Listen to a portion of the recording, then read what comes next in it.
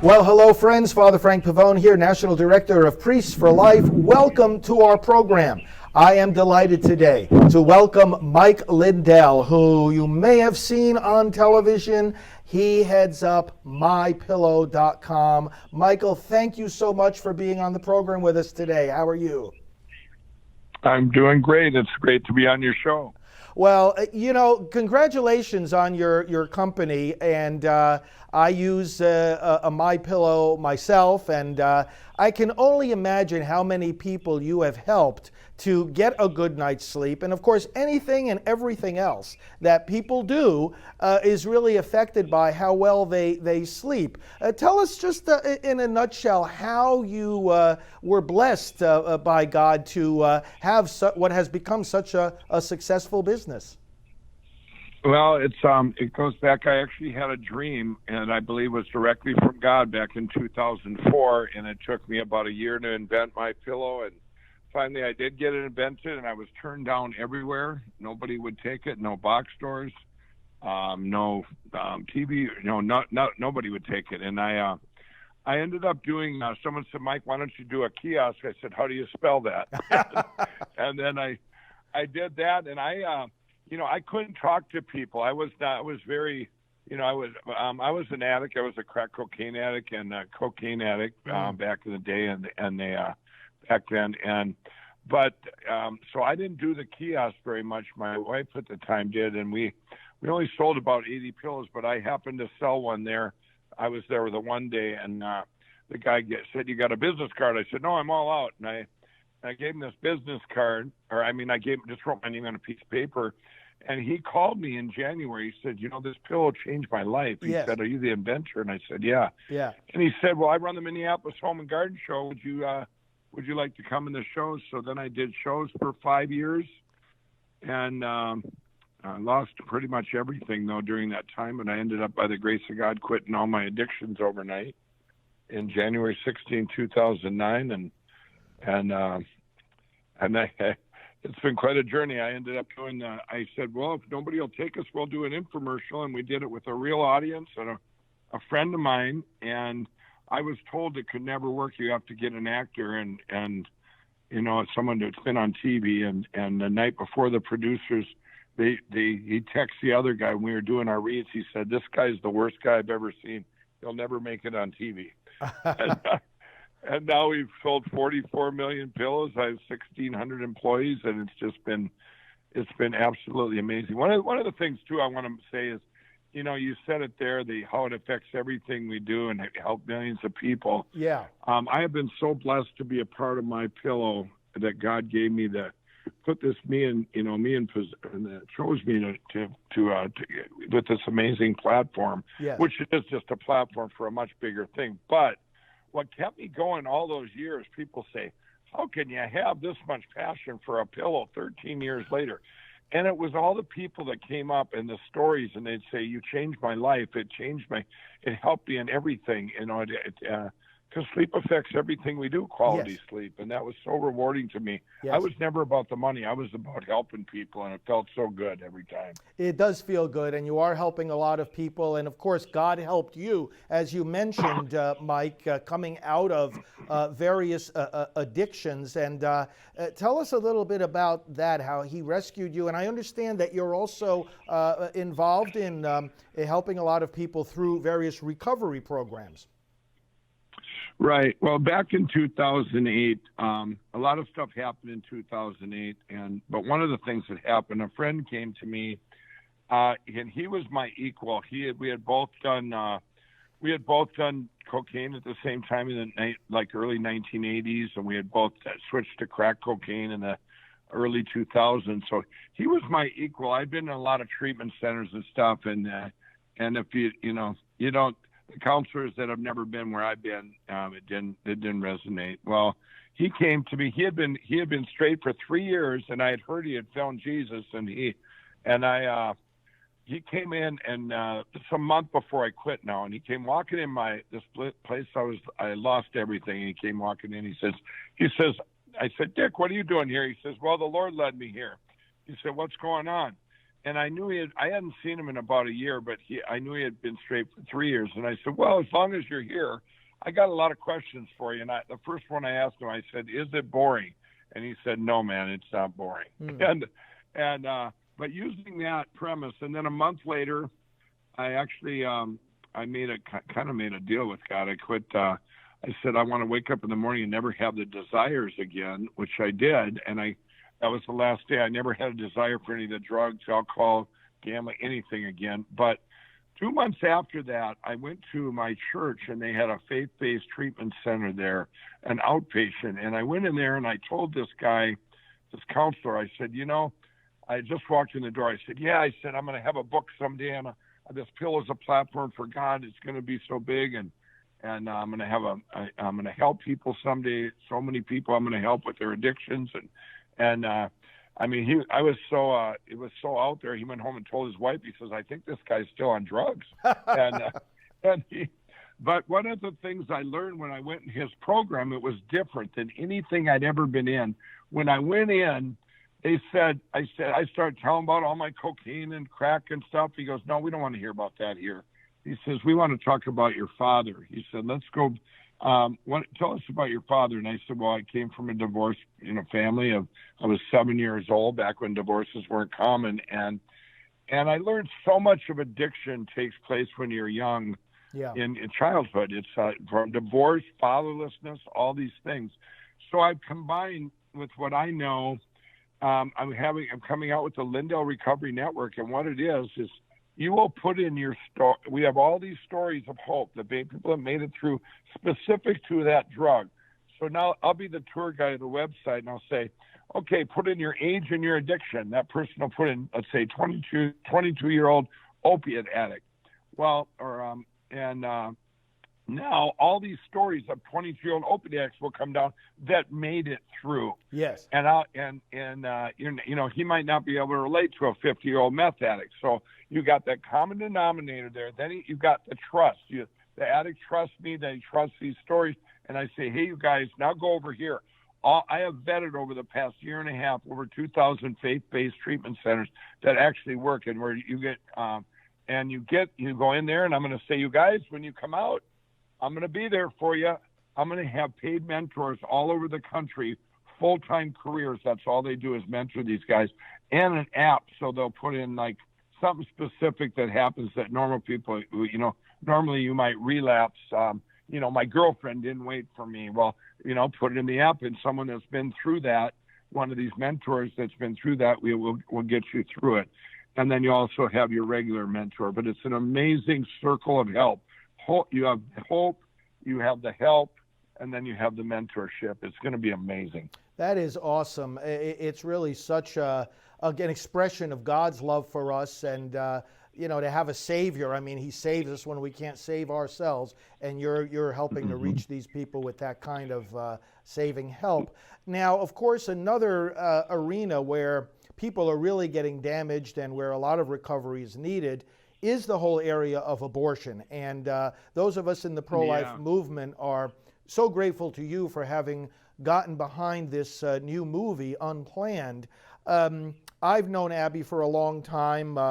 She came to me after she came out of the abortion industry, and we worked to get her healing and to start healing all the different people that were coming out of the abortion industry, especially when they heard her story. Many others started coming out. And there's a long process of recovery, as you know, for those who have worked in abortion clinics. There's also a lot of recovery needed for those moms and dads and families who have lost children to abortion. And so I think this, providentially ties in very well with the whole spirit and vision that God has given to you, because now this movie is going to bring a lot of people face to face with their own need for recovery after abortion. Tell us, Mike, how it was that you ended up getting involved in backing the movie Unplanned. Well, that was a divine appointment. I was literally on a tarmac waiting to go to Israel, and we, my gal and I, Kendra, we said, I got this phone call, and I had met these guys before, these producers, but they called me up. They said, Mike, we've gotten prayer that you're going to be in our movie. And I'm going, well, I haven't got that yet. And they said that, and they didn't even ask for any funds or anything. I said, you know what? And I said, well, do you need money too? And they said, well, we're looking for funds, but God has showed us you're going to be in it and all this. And well, I said, let me call you back. I got off the phone and we prayed about it.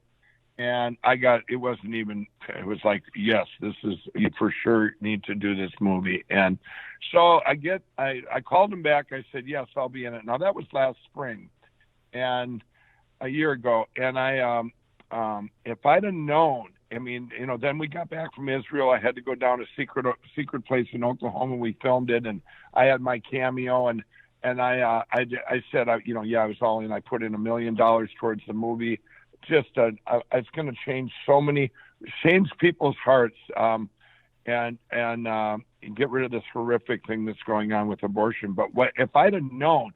If anybody doesn't think this was God's timing, I got in that movie then, and now. Look, it launches here March 29th. I'm going to the premiere this weekend, and I'm telling you, look what's going on in our country with New York and Virginia, and where they're ripping babies from in pieces from even when they're born. Now it's not even the unborn; it's the born. Right. I mean, it's just like you couldn't ask for it. God's timing is always the most amazing, and this is really going to get the message to our country, to the people of what's going on. And, how can you, I seen it before, some gal said, how can you have people saving minnows in California and killing babies in New York? Right. Yeah, it is. It is amazing. I've always said over the years, America will not reject abortion until America sees abortion. And one of the most powerful dimensions of this movie, Unplanned, as you well know, is that it shows an abortion. It shows how that baby in the womb is trying to resist that suction tube and then gets sucked down the tube. And I have seen over the years how people just change in an instant when they actually see with their eyes. It cuts beyond the rhetoric, the concepts, the arguments, the philosophy, and it goes right to the heart of what is an abortion. And in this film that you have supported and so strongly, and that you even appear in at a certain point, people are going to see abortion, and I know that many are going to reject it. Do you want to tell our viewers the scene that you are actually in the movie? Because it's it's a kind of a triumphant moment, isn't it? Yeah, it's this is part of that true story too, where Abby actually was her clinic she worked at. They actually end up taking down that clinic, and I actually run the bulldozer. And they were going to bring in a stunt man. Let's get this clear. And I said, absolutely not. So I do it myself. I do the scene myself. It's very cool. It was my first part in a movie, and I couldn't have asked for a better thing. I was very that it's going to help change and save so many lives and stop the murdering. Exactly. Well, you did a great part in that particular scene, and then of course, you turn on that bulldozer, and then the Planned Parenthood sign comes tumbling down. It's to the cheers of all the pro-life people. It's really awesome. The pro-life movement is on the move. We're making a tremendous amount of progress. I see that every day in the work that we do all across the country. People's minds and hearts are changing. People are healing from the wounds. And we're even making progress politically, because right now we have in the White House a man that I know you admire very much, as do I, a man who's been the most pro-life president that we have ever had. Mike, can you tell us a little bit about your own interactions with President Donald Trump? Well, this goes back to 2000. That was another dream I got from God, that I would see Donald Trump. I didn't know anything about politics, being an ex crack addict, and I didn't know a liberal from a conservative. I certainly know what I am now. But in the summer of 2015, I had a dream that that I would be in a room with him, and then he announced his running for president, and And this just came all the way up to all these divine appointments. I can't even say all of them. It was just goes on and on. I have a book coming out, but I was picked out of 12 people to pray with Ben Carson in a room when he was still in the running. But anyway, that all came to fruition one day, and where Donald Trump did reach out to me and said, Mike, this is Donald Trump. Would you meet me in New York City in Trump Tower? And we ended up in that meeting August 15, 2016. I walked in there, it was just him and I. The first thing he asked me, he says, Mike, you always wear your cross. Are you a Christian? And I said, yes, Mr. Trump, and this is a divine appointment. And we talked about the inner cities. We talked about God. We talked about all these things, and all these things he said he was going to do. And I go, wow, this is the most common sense president I've ever seen. He's going to be the greatest president in history. But I did one thing I want listeners to know. I went out and talked to his employees, and every one of them was like talking to one of mine. And I'm telling you, you can tell a lot about the man if you talk to the people that work for him. Yes. And he has been everything we talked about. He's the greatest, most pragmatic, common sense president.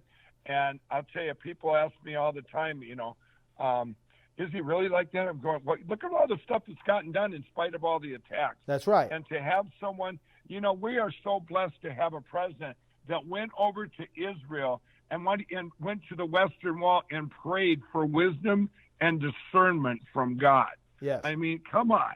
This is, and then to have a pro-life president, and he is, I became friends with him. He is everything. He's like the most down-to-earth, good person. I mean, it's just, and he just keeps in luck. God chose him for such a time as this because he can take it.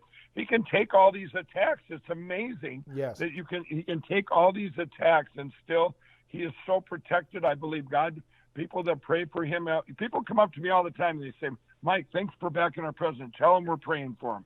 I think he has so many people that pray for him for his strength and boy, it works.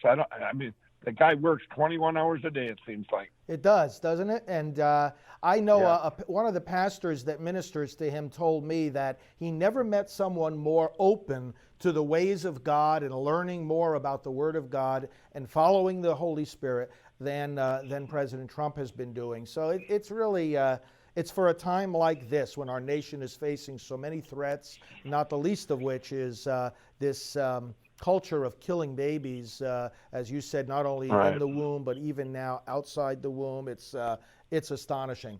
Well, Mike, so tell our viewers and our listeners how they can get in contact. You said you have a book coming out, and when is that? When do you expect that will be? That'll be in September, and it's called from What Are the Odds from Crack Addict to CEO? And that's by the time you read the book, if you don't believe in God, you didn't read it. You better reread it. I mean, it's these miracles. I'm launching the Lindell Recovery Network.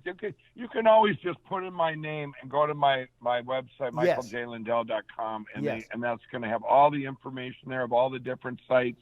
I'm going to have my Lindell Foundation, where 100% of the money goes to the vet in need, and you get to hear back a difference you made in their lives. I'm launching that. These are all things that I've been blessed that this amazing platform.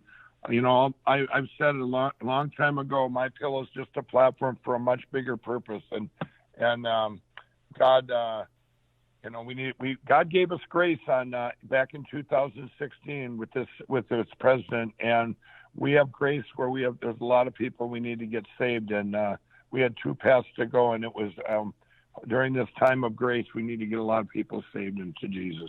Well, I really am grateful to your responsiveness to God's leading, His calling, His surprises in our lives. You've had many of those surprises, and I think what you're doing gives an example to so many other business leaders that whether it's our success, our prosperity, it's always a platform for helping people's lives, speaking into the despair that is in so many people's hearts and giving them new hope. your involvement now with the pro-life effort, with this movie.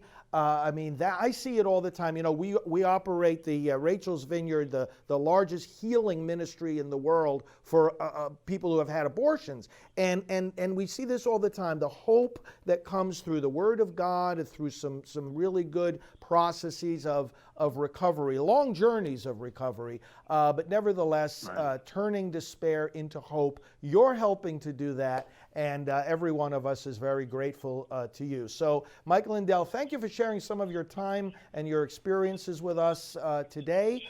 Congratulations again on your very successful mypillow.com, and thanks especially for your support for these babies in the womb. We're going to save them, we're going to have the victory, and we're going to celebrate it together. And we're so happy to have allies just like you. God bless you, Mike. Well, thank you, and God bless you all. Thank you. All right. Talk to you again. Well, hello, friends. Father Frank Pavone here, National Director of Priests